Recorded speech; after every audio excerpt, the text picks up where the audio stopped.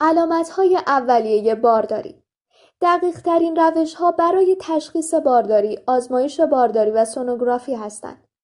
نکته مهمی که راجع به هفته‌های بارداری وجود داره اینه که به دلیل اینکه تاریخ تخمک‌گذاری و لقاح دقیقاً مشخص نیست، برای سادگی و استانداردسازی اولین روز آخرین قاعدگی به عنوان نقطه شروع بارداری در نظر گرفته میشه و میتونه جزو علامت اولیه بارداری باشه.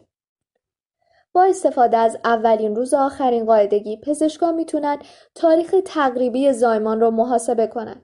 بنابراین ممکنه در چند هفته اول بارداری علائم خاصی رو تجربه نکنید چون هنوز لقاح رخ نداده.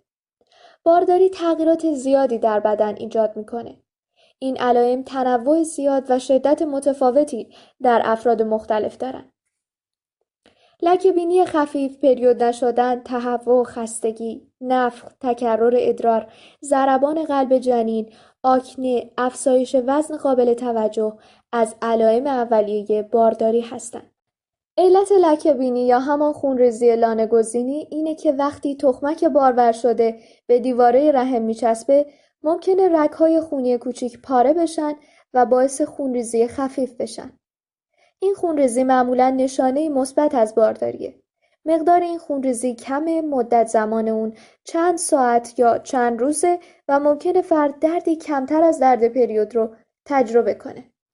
هنگام بارداری ممکنه فرد متوجه بشه که دمای بدنش کمی بالاتر از حالت عادیه. اقداماتی که در این راستا باید انجام بشه شامل هیدرات ماندن و کنترل علائمی مثل سرگیجه است. از طرفی به دلیل تغییرات هورمونی و افزایش حجم خون که در بدن فرد اتفاق میفته، بسیاری از زنان حدود هفته‌های 8 تا 10 بارداری متوجه تپش قلب شدیدتر و سریعتر میشن که این حالت کاملا طبیعیه.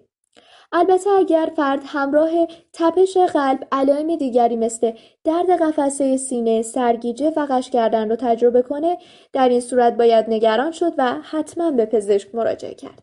تغییرات خلقی هم که به علت تغییرات هورمونی به ویژه افزایش قابل توجه سطح استروژن و پروژسترون رخ میدن، از جمله علائمی هستند که بسیاری از زنان باردار اون رو به شکل احساس افسردگی، تحریک پذیری، اضطراب و رضایت تجربه میکنن.